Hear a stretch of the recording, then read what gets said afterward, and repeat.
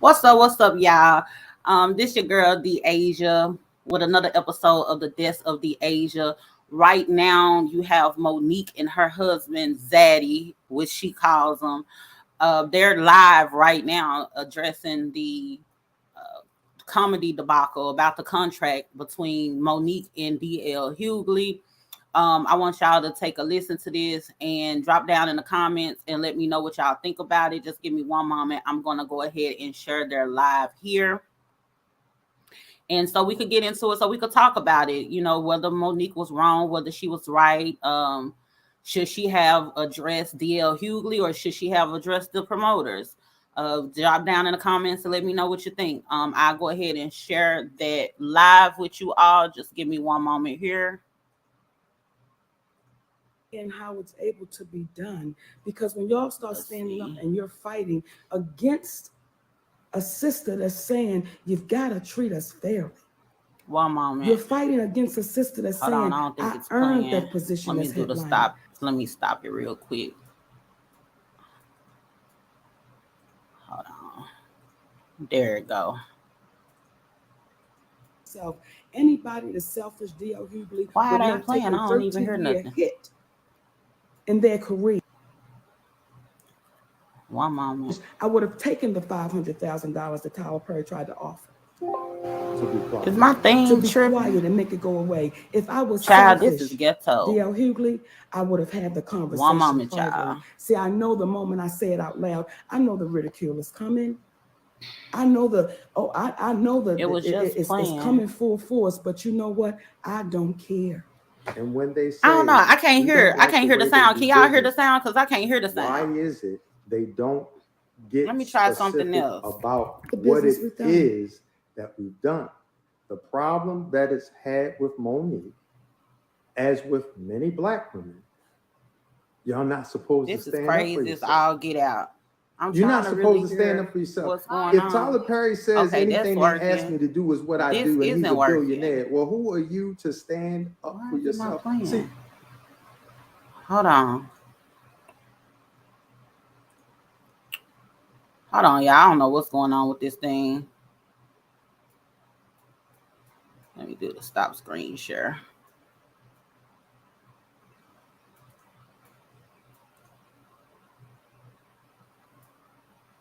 Why is this Instagram thing not playing?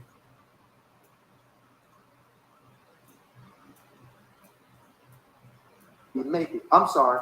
Okay, there it is. Hold on, y'all.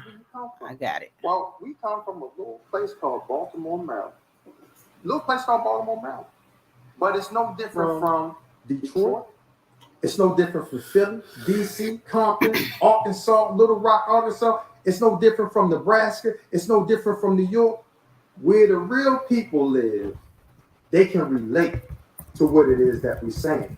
They appreciate the specificity, the specifics, the granular discussion that we're having. We are not going to talk to you in generalities. You can't ask us, do we have anything up our sleeve, because we came here wearing tank tops. Okay? We want to be transparent with you. I'm sitting next to a Black woman who you want to call selfish, but y'all forget when he brought up Lee Daniels. See, Lee Daniels has a support team that tapped into that man's conscience, that made him say, let me go up on stage and give this woman an apology. I want my friend back, because I know, and if y'all listen to what he said afterwards, it's very important. He said, I got caught up essentially in the hoopla until I realized what was important. And it took an individual who had enough nuts, literally and figuratively, from the trans community named T.S. Madison to have a real conversation with him. It took his family, his sisters, his people, Black women that circled him and said, do right. Do what's right. And you know what? He was big enough as a man to do it. See, we don't fault anybody for making a mistake.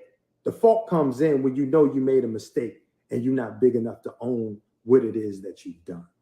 And this black woman right here, because y'all people have called her selfish. Y'all wasn't there on the set when it was a white gentleman refusing to give Lee Daniels the light he was supposed to get.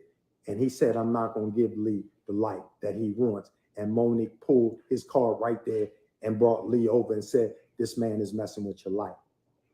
Y'all wasn't there on the set of Almost Christmas when Will Packer was given direction over a black man named David Talbot, who wrote and directed Almost Christmas. And she said, hey, don't disrespect this, what? Black man. By giving directions as a producer over the director. If you don't believe us, ask the question. See, y'all weren't there when Monique was on the Parkers. And she said to the individual, because this is what makes her a problem. I need y'all to know she can't be difficult. This is what makes her a problem. The individuals that you call extras, she calls background professionals. She had a problem that they were sitting around all day and water and lemonade was what they were given. And she said, why won't y'all give them some of the hot food that we eat? Because we ordering out and y'all ain't even eating. See, that is a problem. But who is it a problem for? Is it a problem for the people who are sitting there all day with lemon and water if they get hot food? Because they were there before we get there. Okay. And then after. Or is it a problem for the powers that be? And you got to ask yourself, who is she having these challenges with? Is it the powers that be, or is it the people in the support positions trying to uplift the show? And it's the powers that be. Now, if Tyler Perry, if Oprah Winfrey had the courage to do the same thing, Monique never would have been blackballed for 13 years because they would have said, we can't ask that sister to do anything for us for free when we don't have a contract for her to do anything with us. Thank you, baby, because I want to address something. Get it. And I want you black women to hear what this black man is saying. I gave Monique a chance.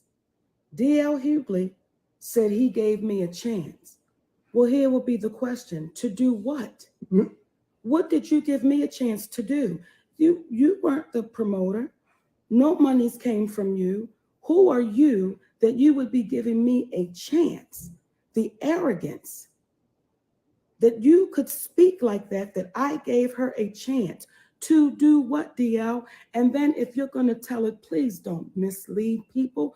DL and I were scheduled to do another show together. I want us to address it, and I want y'all to do your homework. If you remember the Super Bowl show that happened in LA, there was a time that DL Hughley was on that show. And then there was a time that he just wasn't. But you were the what on that show? Headliner. I was the headliner on that show. All these other times that he speaks about, it never came across our desk.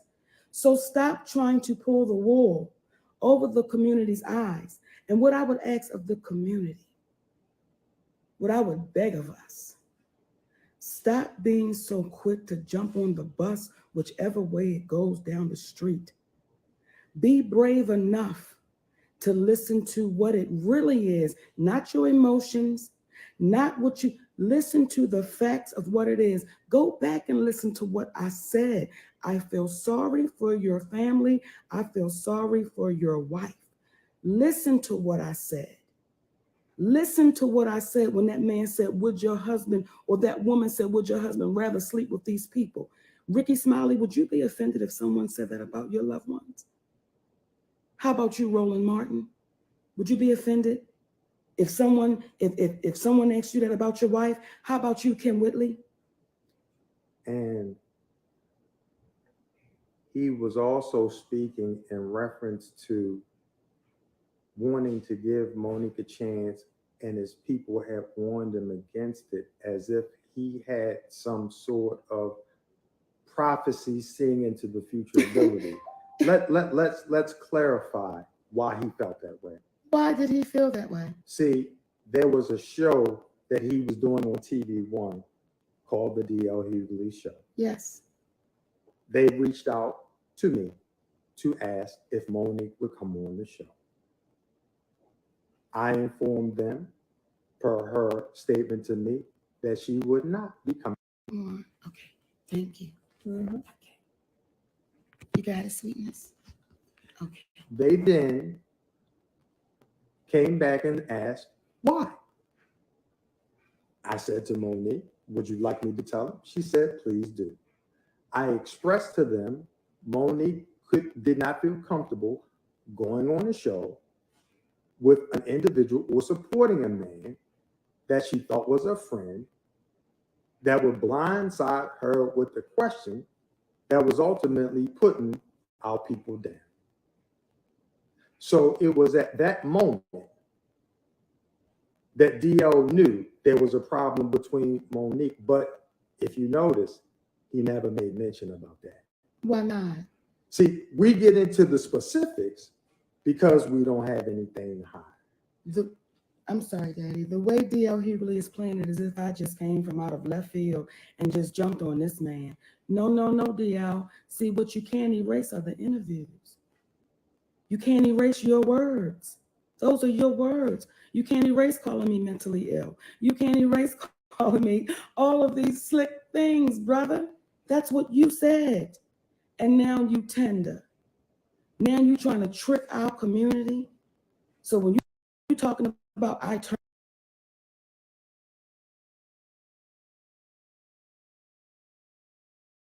people against you, no, DL, you do a fine, mighty job of that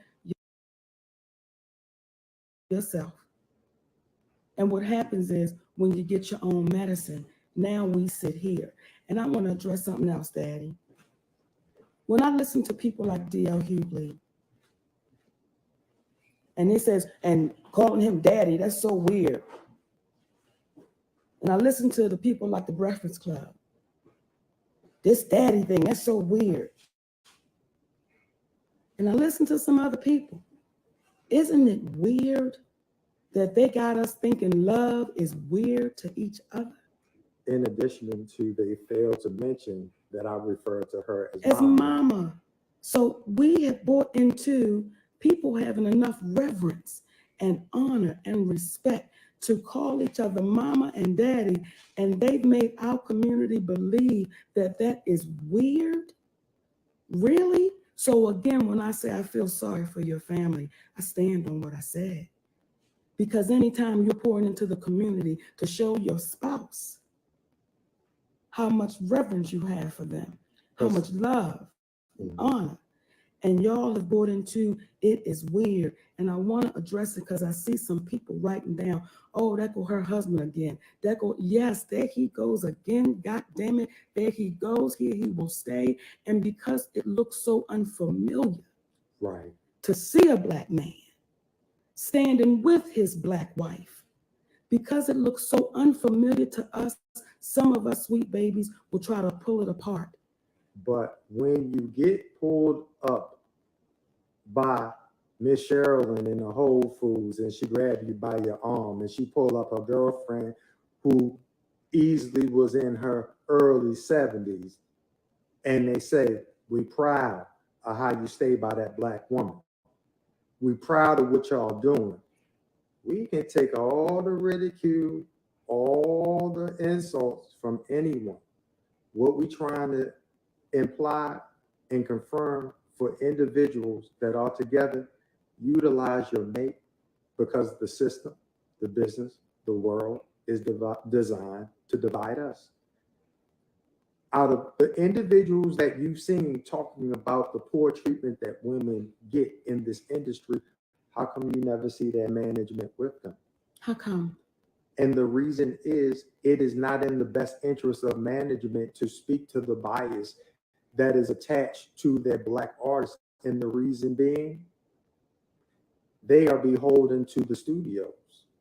Because as Monique was told by a former manager of a larger agency, and I witnessed it, he said, it is in our best interest to be on the side of the studios. Why? because artists come and go, but the studios still stay.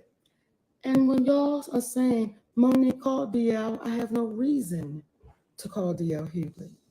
If DL Hughley would like to talk to me and my husband, there's an open invitation. We would love to come on the show. But see, I didn't open up the door to this. DL Hughley opened up the door. Now you want to run and hide and close it. And now you want to talk and act as if you have been victimized. That's where the shame should come in. That's where the shame and the embarrassment should come in. See, there's no interviews y'all can find of me speaking about DL Hughley. There's not one interview in the history of interviews that you will find me speaking ill about DL Hughley. Not one, but there are several out there of him speaking of me. And others. And you're right, Daddy, because it ain't personal. And others. You run your mouth. And now I would like to address the dog and your dad, because I always want to make sure I'm playing folks fairly. See, really read what was written in reference to you having a support dog. Really read it, my sweet babies. Don't let a person like DL Hughley cloud your head on what he wants you to know.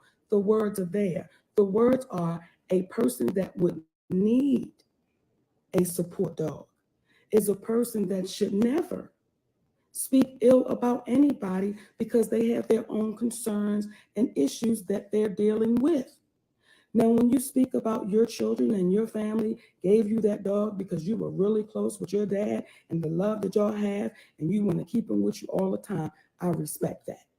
And I hope that your dad told you, son, don't mess with people that's not messing with you because you're going to get your ass handed to you. I hope your dad shared that with you. So as you're walking the dog full of love in reference to your dad that is respected, I hope you take the principles and the morals and the values that Mr. Hughley fed into you to say, hey, brother, treat people like you want to be treated. Now, you treated Monique like you wanted to be treated. You talk shit to that baby for years, and then Saturday night, you got tender. How does that make sense for all the comedians that's watching? What are we teaching them, DL? Are we teaching them it's okay to act that way? For the older veteran comedians that got involved into this conversation right here, and y'all started speaking foolishly, what are we telling the babies coming behind us? See, that's important to me. I know for some of y'all, it ain't important to y'all. You got yours, they got theirs to get. It's important to me what they see. It's important to me that they did see that contract. I'm glad you showed that contract. Sweet babies, if you are your own business, you should have your own contract. I don't know what kind of business DL does, that he would have a deal memo and say that that is a contract. And you now know, for those who didn't know before and those who heard, the difference between a deal memo and a legal binding agreement. That deal memo is not enforceable. So why would he give you a deal memo that is not enforceable in a court of law? Look it up for yourself. Versus showing you a contract, a standard contract that has been written up by our attorney. And please understand, in your 32-year history of being a stand-up comedian, how many times has this happened? This is the first time. And we understand the promoter needed to grow a pair and tell DL what this situation was, because he got on the phone with our attorney and I and said he couldn't understand why DL's people were acting the way that they were acting when we don't have a contract. I made a verbal commitment to him, but we don't have a written contract, okay? Now, I don't know about you in 2022, because we don't have horses tied up to a stick outside for them waiting for us, where a handshake and your word supposed to mean something. The man said, I didn't have a contract. Now, he could have been lying, but DL provided you with a memorandum of understanding. A memo is what it said. You read it. So when you get a chance to see it, compare it, listen. Don't be afraid to go with what's right, because they will get you based upon who's popular. Don't do that to yourself. You're doing yourself a disservice. And I want to address it, Daddy. Get it. For those of you who had questions about my professionalism on that stage, I've been doing this for a long time. I've been doing it for a long time. So for those of you who had questions about how I handle my stage performance, listen, that's my stage performance, and I'm unapologetic about it, Vivica. I'm unapologetic about that stage that I go on. Vivica who? Vivica A. Fox. I'm unapologetic about what I do on that stage. What you are not is a stand-up comedian by far. So for you to have any questions about it, ask somebody that can really educate you on what that stage is, not someone that want to host and take female comedians around and get paid off of their craft. See, I don't mess with anybody, y'all. And a lot of individuals that have had a lot to say have been individuals that have confided in Monique. They were friends. Through the years,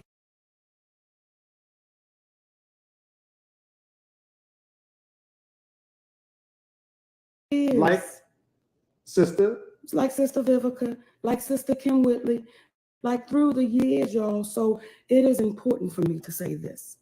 It is important for me to talk to the little girls who is not here yet. It is important for me to talk to the babies who's in the 7th grade and 8th grade and 9th grade, and they're thinking about getting in this business. It is important for me to let y'all know what to look out for. I'm obligated to do that, and I'm gonna tell you why. When y'all gave me the title of auntie, I didn't ask for it. I didn't sign up for it. I didn't campaign for it. I didn't write a letter. That's what you babies begin to call me, and I took it as an obligation and an honor. And an honor for a community to now look at me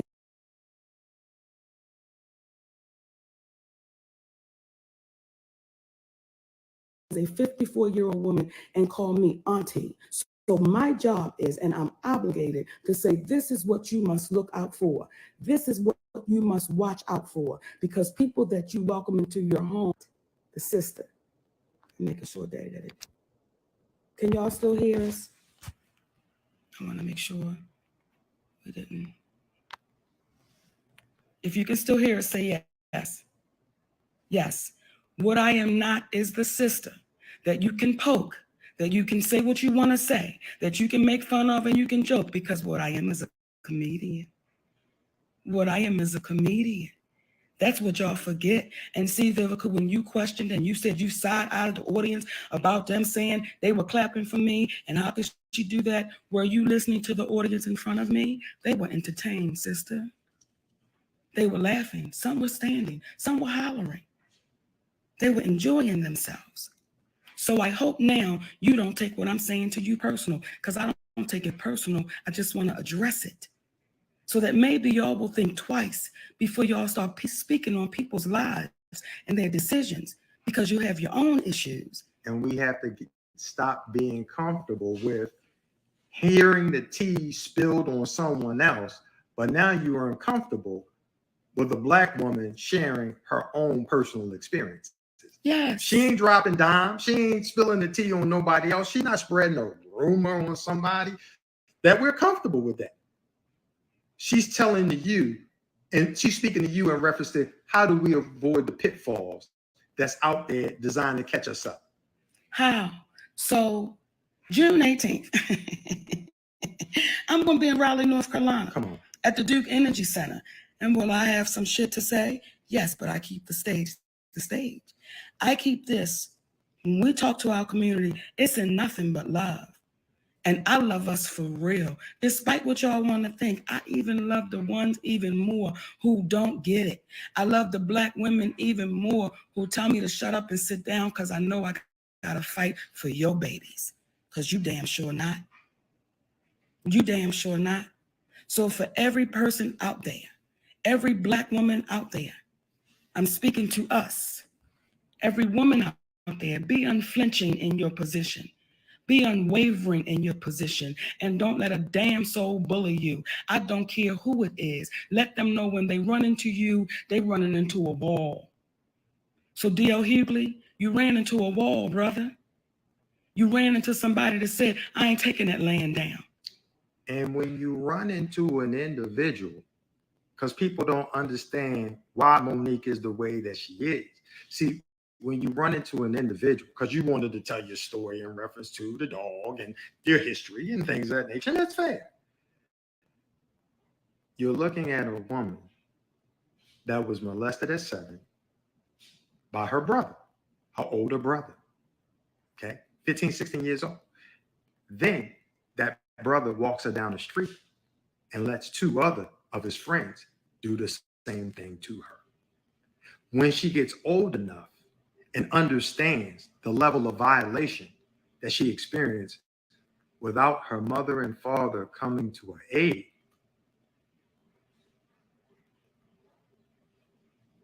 she realized, I gotta sometimes do this myself. I gotta fight. I'm not gonna let nobody else take nothing else from me. The only difference now is daddy and mama, we're gonna stand together in this and let folks know that's what you're supposed to do. They got us fooled in believing what we doing is odd, is wrong. No, we supposed to stand together and uplift our community. And black men out there who out here attacking these black women for taking a position, that's a sign of weakness. That's a sign of weakness. And I want to shout out the good brothers like David Banner. Come on.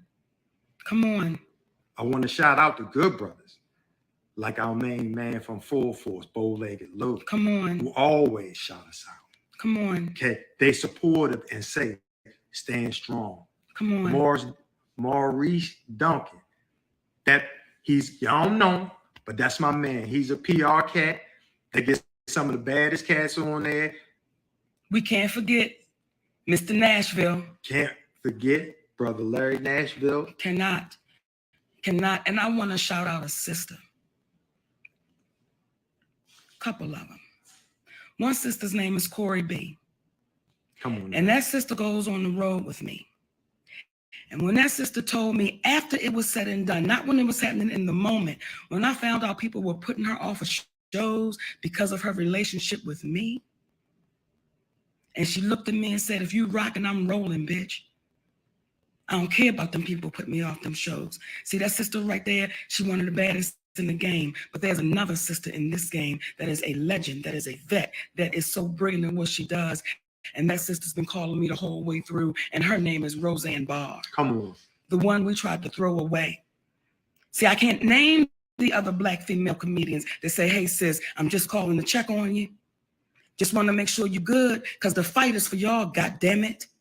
Because if she's sitting here with some of the most prestigious awards, she's sitting here as the only comedian in the history. And some people will say Whoopi Goldberg. No, she's the most brilliant comedic actress in history in terms of what she's done. She's a monologuist. But in terms of a stand-up comedian, Monique is the only female stand-up comedian in the history that is of color to have ever won an Academy Award. And you can tell me about the white one that's won it.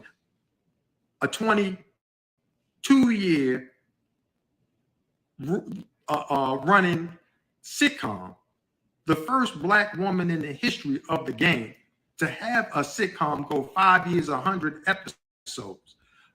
But y'all didn't know that, and they don't want to talk about that, and they want to keep it quiet, because if you don't speak about what it is that what you've done, then it's like you've done nothing. And DL, let me address you on this, brother. When you say it's what you're doing right now, see, you've made people believe I've stopped being a stand-up comedian. I've never stopped being a stand-up comedian, baby. I've been out there on that road doing my thing the whole time. So stop trying to put a false narrative out there. That's Steve Harvey's big word. Stop trying to put a false narrative out there that, oh, I just disappeared. No, brother, Hollywood doesn't stop the show. You know that, DL. You've been in those comedy clubs. As a matter of fact, there were times you was leaving and I was coming. We didn't stop doing what we do. So why ever would you try to feed that into the community? And I also want to thank Brother 50. Come on. Curtis Jackson. Come on. You didn't have to say what you said. Come on. But you did. Appreciate you. One black man to another. I want to talk right to our baby. From one black woman to that beautiful, pure-hearted black man. And let me be clear. I'm saying Curtis 50 Cent Jackson is of pure heart. So when y'all get to talking about, oh, 50, you next, oh, that's a man, that's a king. He's of pure heart, baby, and he's principled. See, we have conversations offline and people got to saying, she ain't thanked 50, she ain't said nothing to 50. We don't have to have our relationship online. And that brother ain't said nothing. When people try to turn that thing into something ugly that it was not. So again, for you, brother, Curtis. We love you. We love you, baby. And there are those out there that we don't know your names. We want you to know we love you. We want you to know for the ones that's been down with us, been rocking with us, been buying the tickets, we love y'all and thank you, my babies. So we appreciate y'all joining us on this live. DL, an open invitation. And I want to share one thing with you. Share it, baby. Leave you with this. Something I heard this ain't from me. It says the individual has always had to keep from being overwhelmed by the tribe. If you try, you will be lonely often and sometimes afraid. But there is no price too high to pay for the privilege of owning yourself. We love y'all, my sweet babies. For free. I love you.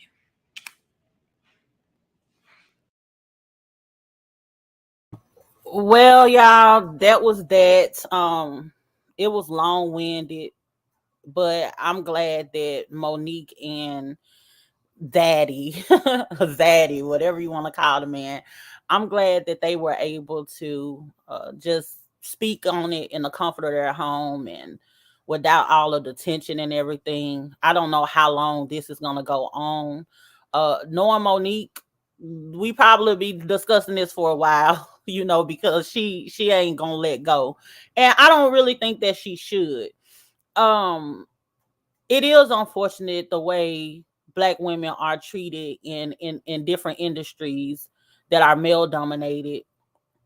It is very unfortunate. So I will say this though, Monique has every right to speak on and talk about her experiences. She has every right to do that.